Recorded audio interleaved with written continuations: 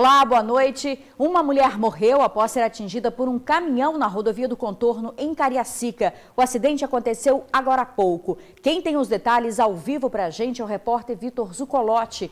Boa noite, Vitor.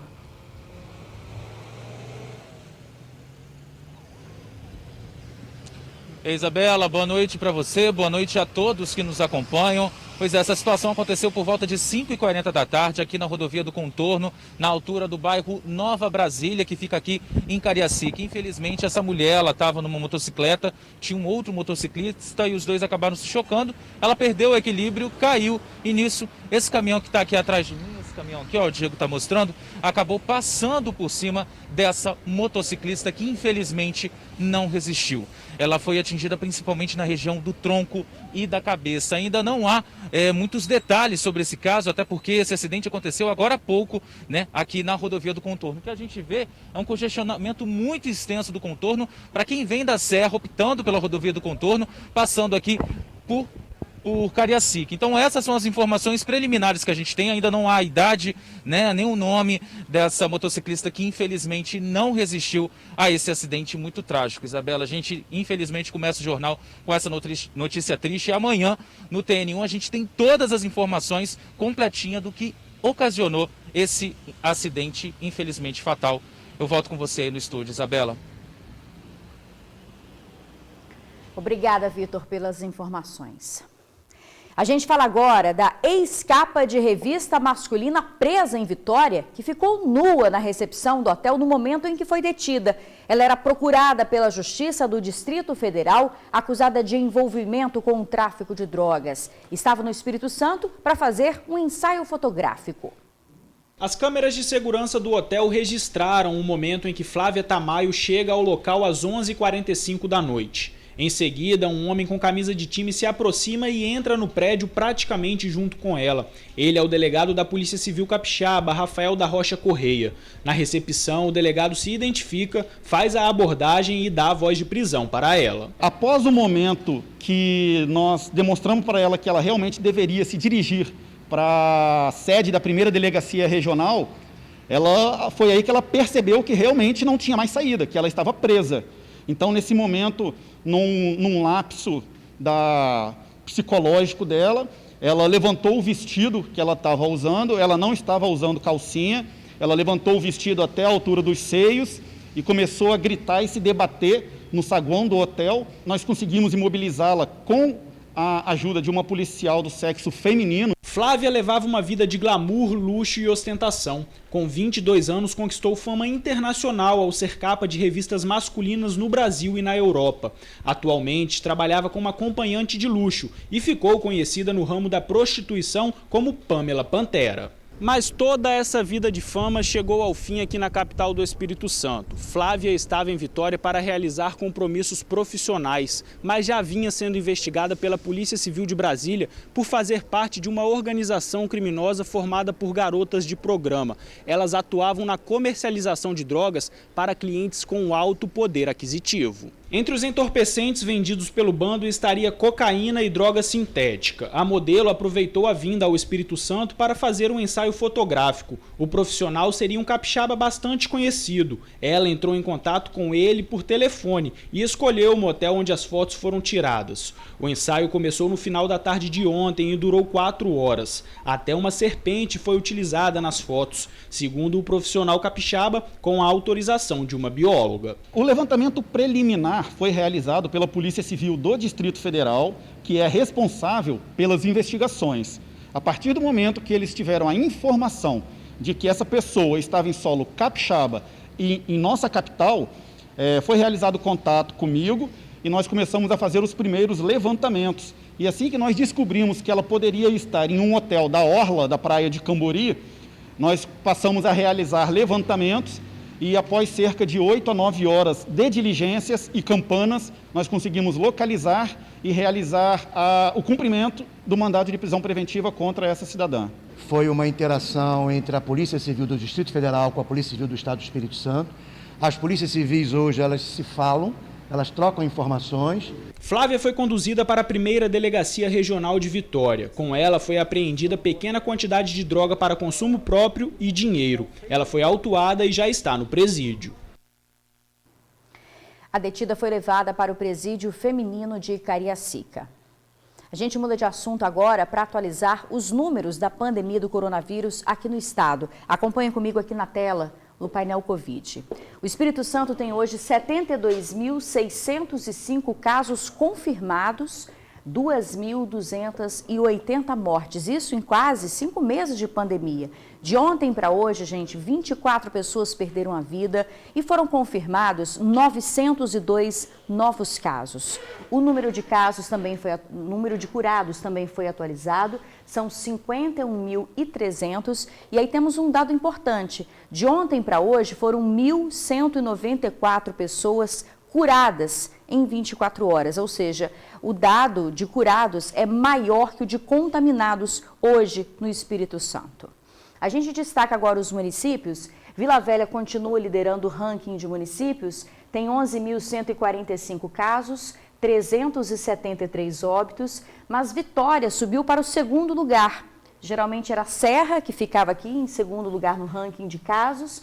Vitória hoje está em segundo lugar com 9.957 casos, 320 mortes. Serra está em terceiro, só que quando a gente destaca a quantidade de óbitos, a Serra ela lidera os municípios no Espírito Santo com 391 óbitos. É um dado muito grave, né? Para encerrar o painel Covid, a gente pode voltar, por favor. A gente tem a quantidade de testes realizados. No Espírito Santo já são quase 153 mil testes feitos e aqui os suspeitos, ou seja, ainda tem 80.474 para serem confirmados ou não, né? Então, há todos esses testes ainda aguardando o resultado.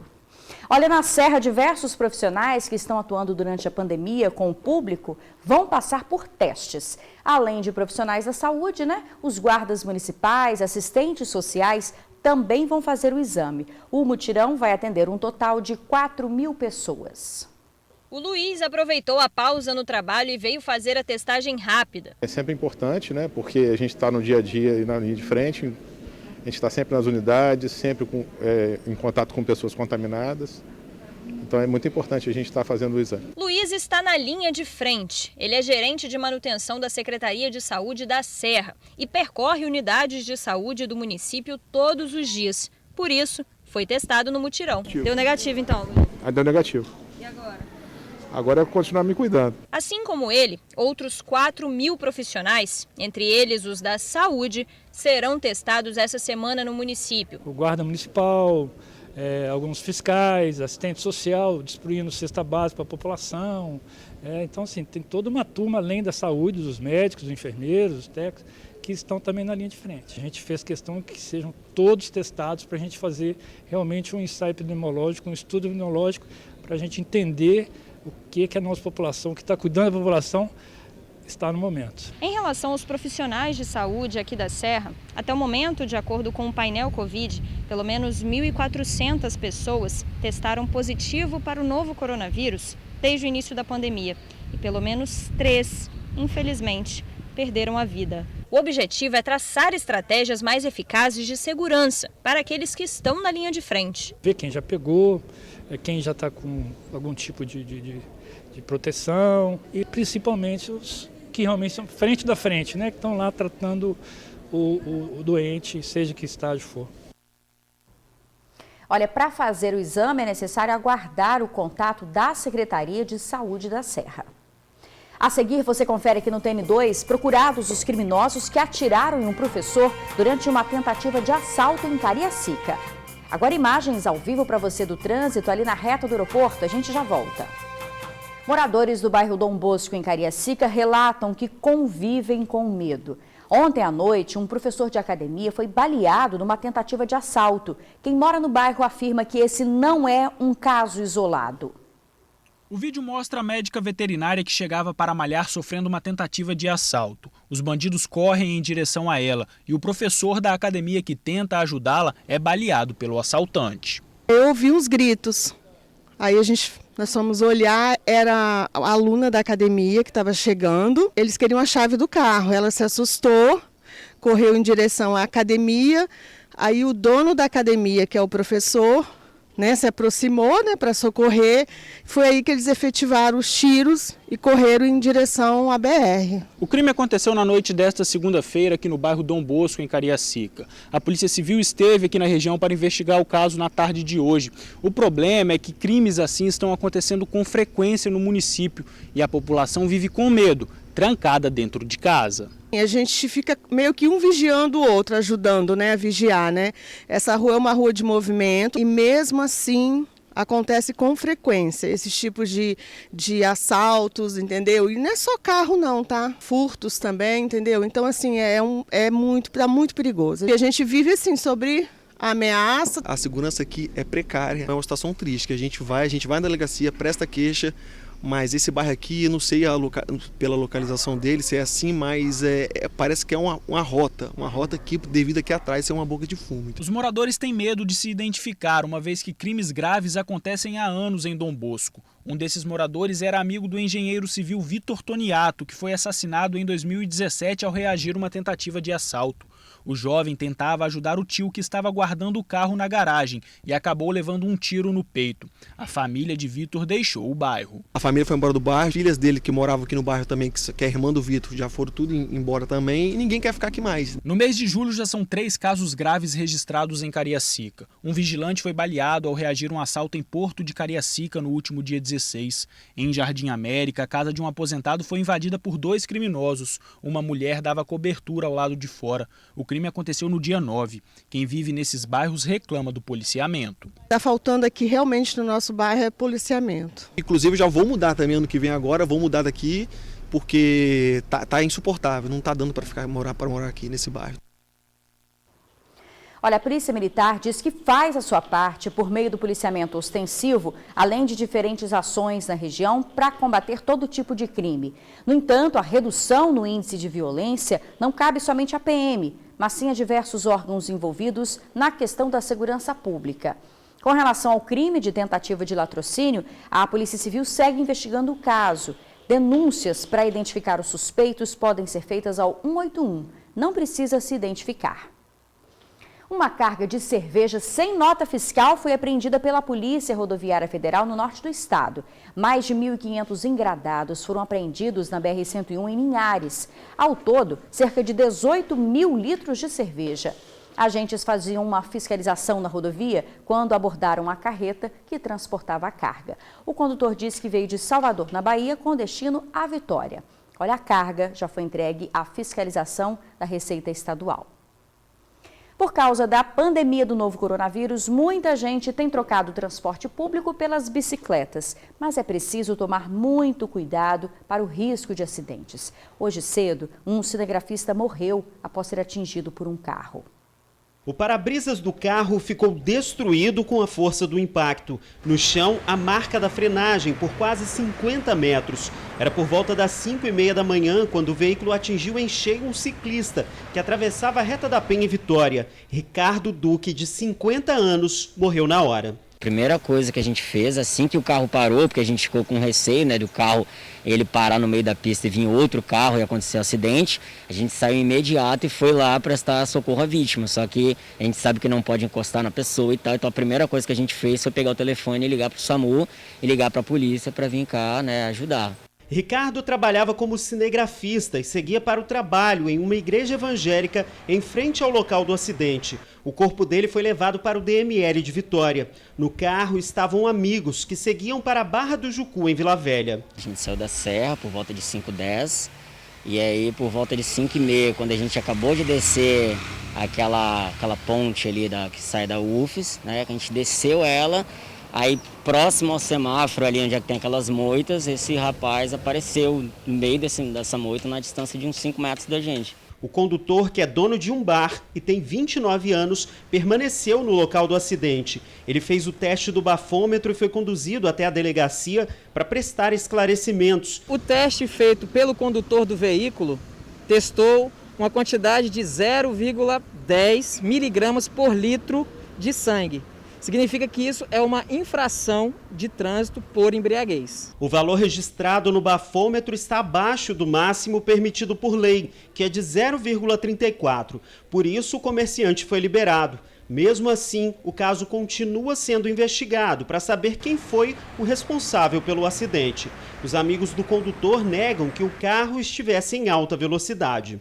Tanto que, assim que aconteceu o acidente, né, e ele freou, a gente nem sentiu muito impacto. Se tivesse correndo, acredito eu, tinha poste do lado, canteiro, as rodas do carro ficaram travadas, né? Se tivesse tão rápido assim, acredito que o carro capotava ou a gente bateria no poste. Por causa da pandemia, muita gente tem trocado o transporte público pela bicicleta. É o medo de infecção pelo novo coronavírus nos coletivos.